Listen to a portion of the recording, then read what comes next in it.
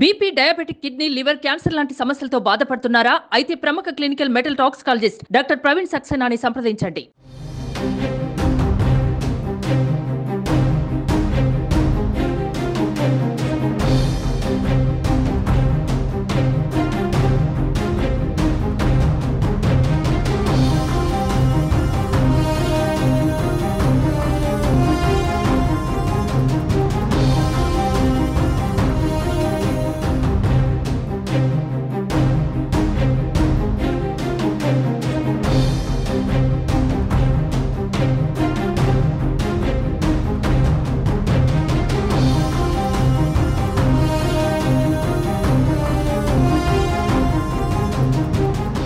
ఏపీలో పోలింగ్ ముగిసిన పలుచోట్ల యుద్ధ వాతావరణం కనిపిస్తోంది. తాడిపత్రిలో గత 2 రోజులుగా వైసీపీ టీడీపీ వర్గీయుల మధ్య ఘర్షణ తారాస్థాయికి చేరింది.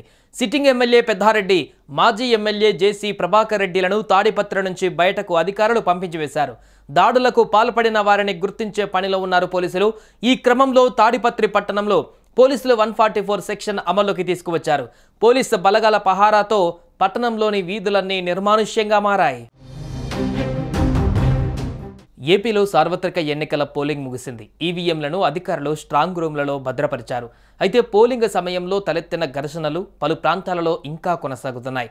తాడిపత్రిలో పోలింగ్ రోజు వైసీపీ టీడీపీ ఏజెంట్ల మధ్య ఘర్షణ తలెత్తింది. తాడిపత్రిలోని చింతల రాయునిపాలెంలో ఉన్న వైఎస్ఆర్సీపీ ఏజెంట్లు దాడికి దిగారు. అంతలో టీడీపీ నాయకుడు అనుచరుడు వైఎస్ఆర్సీపీ ఏజెంట్ సంజీవను నిలదీయగా అతను ఎమ్మెల్యే పెద్దారెడ్డి దృష్టికి తీసుకువెళ్లారు. అక్కడ ఘర్షణ తలెత్తడంతో స్పెషల్ కమాండెంట్ టీం బలగాలతో వెళ్లి అల్లరి మూకలను చెదరగొట్టారు. ప్రస్తుతం పోలీసుల వలయంలో తాడిపత్రి పట్టణం ఉంది. తాడిపత్రి పట్టణంలో గుంపులుగా ఉండొద్దంటూ ప్రజలకు పోలీసులు హెచ్చరికలు జారీ చేశారు. జిల్లా ఎస్పీ అమిత్ బర్ధార్ దగ్గరుండి పరిస్థితిని పర్యవేక్షిస్తూ తాడిపత్రిలోని పరిస్థితిని అదుపులోకి తెచ్చారు.